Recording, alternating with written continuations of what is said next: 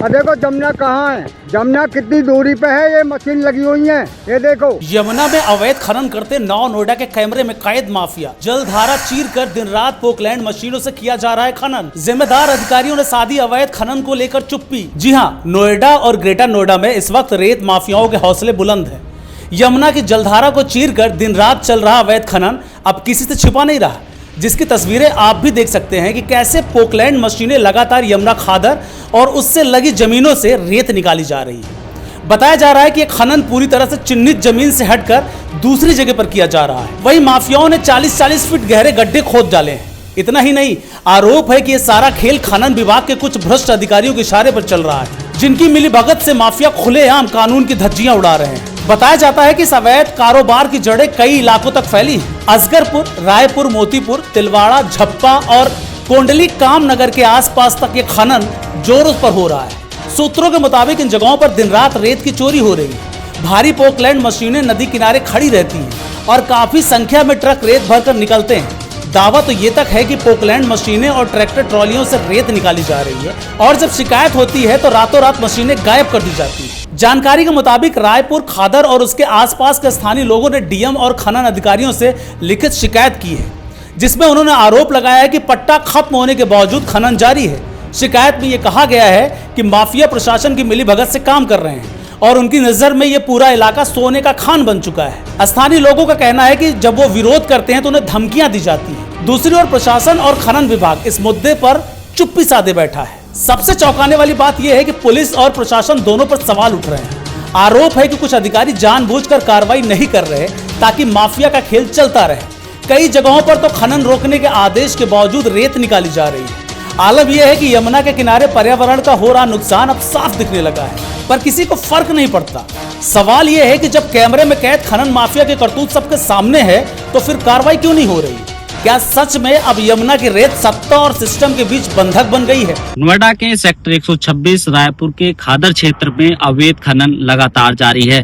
अधिकारियों की नजर इस तरफ नहीं पड़ रही। रात को लगभग 200 से 500 डंपर यहाँ पर चलते हैं और खुलेआम अवैध खनन करते हैं। तस्वीरों में आप साफ देख सकते हैं किस तरह से यमुना को खोदा गया है। आप तस्वीरों में देखें। मैं उनसे कैमरामैन से कहूंगा कि वो दिखाए किस तरह से यहाँ पर गड्ढे कर रखे हैं। जब स्थानीय लोगों को ये जानकारी हुई कि हमारे खेतों को अब मशीनों के आगे रौंदा जा रहा है केवल रेत के लिए और पैसा कमाने के लिए, स्थानीय लोग मेरे साथ बातचीत करने के लिए मौजूद हैं। किस तरह यहाँ पर खनन किया जा रहा था, किन लोगों के द्वारा किया जा रहा था, कब आपने रोका? ये खनन जो गवर्नमेंट ने लीज दी हुई है, बालाजी इंटरप्राइजेस को दी गई है। ये 2021 में पट्टा हुआ था। उसने 2021 में भी यही हरकत की थी। यमुना के किनारे को कमजोर किया गया। हमने इसकी शिकायत डीएम साहब को दी। डीएम साहब ने इसके ऊपर 25 लाख रुपए का जुर्माना लगाया और इसको हिदायत दी, लिखित में समझौता हुआ। इसको हिदायत दी कि आप जहाँ पे आपको लीज मिली हुई है आप वहाँ पे खनन करोगे। तो ये जहाँ पर चल रहा है उसका नहीं, उसका नहीं है। ये ग्राम समाज की भूमि है। इसमें से कुछ भूमि वन विभाग को दी गई है और बाकी कुछ जो 100-150 बीघा करीब बची है ये ग्राम समाज की भूमि है। ये 218 है खसरा नंबर, और जो इसको लीज मिली हुई है वो 220 है। और यहाँ पे जहाँ पे मैं खड़ा हूँ यहाँ पे एक ठोकर हुआ करती थी, सिंचाई विभाग की ने लगाई थी कि आगे कभी भी खेतों को कटान ना करे यमुना नदी और अपने लाइन में चलती रहे। तो इसने वो ठोकर हटाने के बाद हमारे खेतों को भी काफी नुकसान है। 200-250 बीघा का रायपुर का जंगल करीब कटा। कुछ दूर के बाद ही पुस्ता है, पुस्ते के पास बड़ी बड़ी बिल्डिंग है। बड़ी बड़ी बिल्डिंग यहाँ से 300 मीटर की दूरी पे पुस्ता है। अगर ये हाल रहा, ये स्थिति रही, ये ऐसे किनारों को खोदता रहा और रेत निकालता रहा, ऊपर से मिट्टी भर देता है, ये एरिया डाउन भी हो गया। आप देख रहे होंगे बिल्कुल इसने रात में ही इसको प्लान किया गया है। कल हम डीएम साहब के यहाँ पे जब शिकायत करने गए, इसको पता चल गया कि गांव वाले कुछ शिकायत करने गए, इसने रात में इसको प्लान कर दिया। 5 प्लान है इसके पास। ये रात 500 से 600 डंपर डेली रेत निकालता है। एक जो खनन विभाग के अधिकारी हैं उनको नहीं पता? उनको सूचना दी है। कल भी मेरे फोन से बात हुई, अभी भी बात हुई है। वो कह रहे हैं 2 बजे के बाद एक बार याद दिला देना। उनका ये जवाब है कि 2 बजे के बाद मुझे याद दिला देना, फिर मैं देखता हूँ आता हूँ या नहीं। ये जवाब है उनका भी मेरी फोन से बात। तो अभी कितने गांव के लोग आप? गांव के लोग हैं करीब 50-60 लोग हैं। आप चलन देंगे क्यों नहीं? नहीं, हम बिल्कुल नहीं चलेंगे। ये जहाँ इसकी लीज है वहाँ अपना काम करे, हमें कोई एतराज नहीं।